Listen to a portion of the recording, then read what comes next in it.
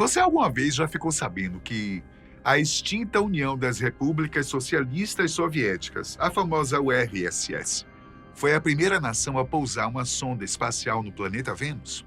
Isso foi há quase 50 anos atrás, ainda durante o conflito conhecido como Guerra Fria, que você deve se lembrar de suas aulas de história na escola. Esse acontecimento fez parte de um dos capítulos mais importantes desse conflito, que ficou conhecido como a Corrida Espacial, onde os Estados Unidos e a União Soviética disputavam com todas as suas forças a hegemonia da exploração espacial na época, que foi entre os anos de 1957 até 1975. No vídeo de hoje você conhecerá tanto sobre a corrida espacial quanto a própria Guerra Fria. E além desse contexto sociopolítico incrível, também falaremos bastante sobre astronomia, o protagonista desse vídeo, o projeto soviético chamado de Programa Venera, que visava explorar nosso planeta vizinho Vênus. Sai daí não, tá? Que essa conversa está só começando. Antes de nos aprofundar nesse tema, é necessário que você tenha alguns conceitos bem claros a respeito do contexto em que se passa essa história. Como já mencionado brevemente, esse período da história foi marcado pela disputa no avanço tecnológico, armamentista e principalmente de influência global entre o bloco capitalista, representado pelos Estados Unidos da América, e o bloco socialista, representado pela União das Repúblicas Socialistas Soviéticas. Esse conflito se inicia propriamente logo após o fim da Segunda Guerra Mundial, onde inclusive esses dois países lutaram como aliados contra o eixo Berlim-Roma-Tóquio, que era composto pela Alemanha nazista, a Itália fascista e o Japão imperial. Como vencedores do conflito, os principais países vitoriosos, justamente Estados Unidos e União Soviética, passaram a disputar influência no resto do mundo. Essa influência não se bastava em territórios, mas estava intrinsecamente ligada a um lado ideológico. Ainda durante o conflito da Segunda Guerra Mundial, os Estados Unidos já entendiam e se incomodavam com a ascensão da União Soviética e, principalmente, ao se sentirem ameaçados pela possível perda de influência na Europa Ocidental. Os americanos passaram a tomar medidas contra a União Soviética. Segundo o portal Mundo Educação, considera-se como ponto de partida da Guerra Fria um discurso de Harry Truman realizado em 1947. Logo, a retórica de polarização foi incorporada pelos soviéticos. E então os dois países começaram a se organizar para garantir seus interesses em suas zonas de influência. Dessa forma, a Guerra Fria se estendeu desde esse discurso, em 1947, até o fim da União Soviética, em 1991.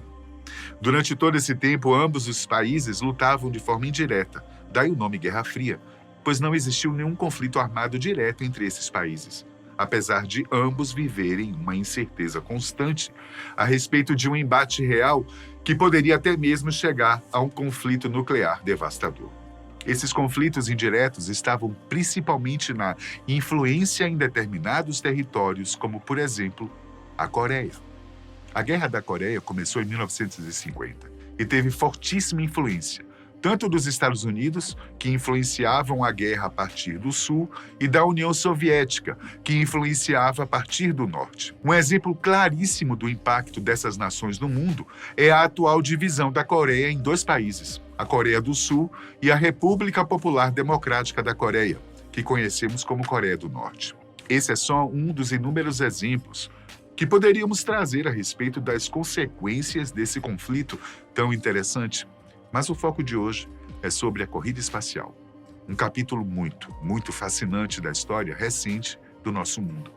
Nesse mesmo contexto da Guerra Fria, ambos os países que faziam parte do conflito passaram a se dedicar absurdamente ao avanço tecnológico, que se estendia desde a produção de novos armamentos a fim de garantir uma supremacia bélica sobre o inimigo, até a exploração do espaço sideral, uma área que ainda não tinha sido explorada pelo ser humano. Agora pensa comigo. O que seria maior do que dominar todas as fronteiras do planeta Terra que temos alcance? A resposta é fácil.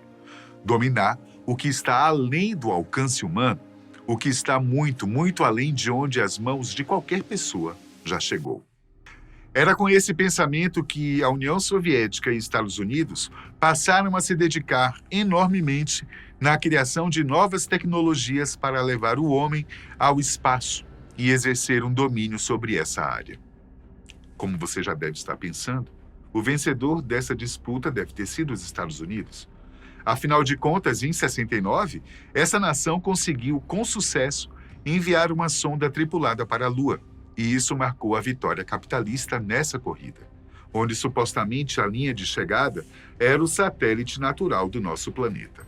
Certo? Isso é um pouco mais complexo do que parece. Precisamos entender, primeiramente, que esse conflito é uma guerra de ideologias. O mundo estava dividido entre a influência capitalista e a influência socialista. E um dos principais meios que ambos os países utilizaram para reafirmar seus ideais e fortalecer suas ideologias foi a retórica da polarização. Certamente um lado diria que ganhou e o outro diria que não ganhou. Não é como se existissem regras, muito menos um juiz para decidir quem é o ganhador. As coisas são muito mais complexas do que isso. Então vamos analisar os principais pontos da corrida espacial, os marcos alcançados por cada um dos países. E, por fim, desaguar no programa Venera, que mostra que Vênus é muito mais interessante do que você pode pensar.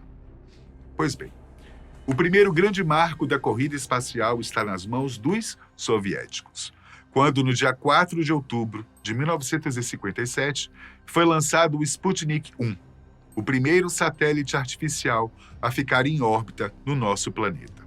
Esse satélite era uma esfera metálica feita de alumínio, que possuía 58 centímetros de diâmetro e pesava 83,6 quilos.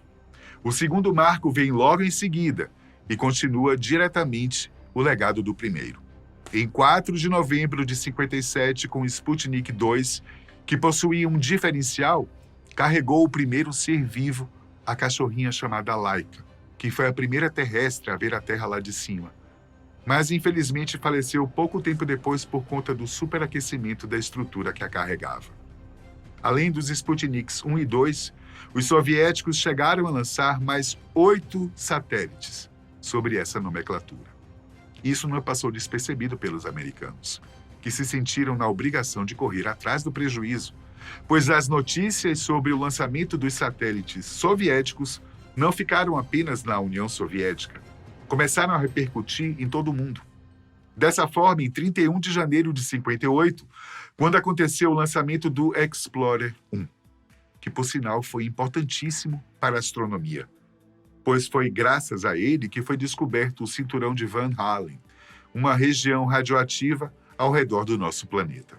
Um outro marco importantíssimo veio logo depois com a criação da National Aeronautics Space Administration, que você deve conhecer por uma das siglas mais famosas e reconhecidas internacionalmente, a NASA. Logo após isso, os soviéticos voltam a tomar a dianteira com o envio dos primeiros seres humanos ao espaço. Yuri Gagarin foi selecionado em 1961 para ser o primeiro homem a ir ao espaço. O lançamento de sua missão aconteceu no dia 12 de abril de 61. E foi ali que a humanidade recebeu uma de suas frases mais emblemáticas: "A Terra é azul", que foi o que Yuri disse, deslumbrado pela incrível vista que teve o privilégio de ver. 2 anos depois, eles também enviaram a primeira mulher ao espaço. Seu nome? Vladimirovna Tereshkova. E sua missão decolou em 16 de junho de 63. Antes disso, os americanos voltaram a correr atrás do prejuízo, enviando Alan Bartlett Shepard Jr. para o espaço através da missão Freedom 7, em maio de 61. Contudo, isso não foi tão expressivo quanto a missão de Yuri Gagarin. Algum tempo depois surge a missão Apollo, em 69, que levou o homem até a Lua. Neil Armstrong, Edwin Aldrin e Michael Collins chegaram à Lua no dia 16 de julho daquele ano e Armstrong foi o primeiro a pisar, ditando a frase que substituiu a de Yuri Gagarin como as grandes palavras da corrida espacial. Este é um pequeno passo para o homem, mas um gigante salto para a humanidade. Para muitas pessoas, esse foi o fim da corrida espacial. tendo os Estados Unidos da América como os grandes ganhadores dessa disputa. Porém, as coisas não são simples assim, e a União Soviética continuou se dedicando amplamente na corrida espacial. E é aí que entra o programa Venera, que há quase 50 anos foi responsável por pousar a primeira sonda espacial no planeta Vênus, que é um dos nossos vizinhos planetários. A sonda foi lançada no dia 8 de junho de 75 e precisou viajar mais de 300 milhões de quilômetros em 136 dias para chegar até a superfície do planeta. Ao contrário do que muitas pessoas pensam, Mercúrio não é o planeta mais quente do nosso sistema solar. Esse é um erro comum ao se pensar nele como o planeta mais próximo do Sol. Pensar que esse é o planeta mais quente é um erro compreensível. Porém, as condições da densidade planetária e atmosférica de Vênus lhe garantem essa posição. Na superfície, a temperatura pode chegar até 480 graus Celsius. E foi por isso que a sonda conseguiu permanecer operacional durante tão pouco tempo. No pouquíssimo tempo que a sonda conseguiu resistir ao calor e se manter operante, foi possível o envio das primeiras imagens da superfície do planeta. Por conta dessas imagens revolucionárias, foi possível observar afloramentos de rochas e quebra de pedras que podem ser resultado de atividades tectônicas no planeta. Segundo o portal O Povo, empresa estatal russa, Roscosmos, garantiu informações de que a aterrissagem foi suave e ocorreu no lado iluminado de Vênus, bem no hemisfério norte. Também foi possível entender que a sonda transmitiu informações da superfície por 53 minutos. Entre essas informações, o equipamento mediu a densidade, pressão, temperatura da atmosfera, quantidade de vapor d'água e também a iluminação na superfície do planeta. Foi possível analisar, por exemplo, que 5 a 10% da energia solar atingem a superfície de Vênus. Um fato extraordinário ocorrido em decorrência dos eventos de 75 foi a descoberta feita 45 anos depois do pouso da Venera 9. Em 14 de setembro de 2020, foi descoberta da fosfina em Vênus, uma substância química que pode indicar que existiu vida no planeta em algum momento. Ainda segundo o portal O Povo, com os conhecimentos científicos atuais, os cientistas entendem que a fosfina, na quantidade observada na atmosfera de Vênus, só é produzida artificialmente ou pela atividade metabólica de algumas bactérias em ambientes sem oxigênio, como no caso do planeta. Agora, os pesquisadores trabalham em entender o que provoca a quantidade da substância no planeta. O que é que você acha disso? É impressionante como eventos de mais de 50 anos atrás ainda são extremamente importantes para a ciência atual. A gente precisa sempre nos atentar à história, pois o que vivemos hoje é consequência direta das grandes inovações do passado. Até a próxima.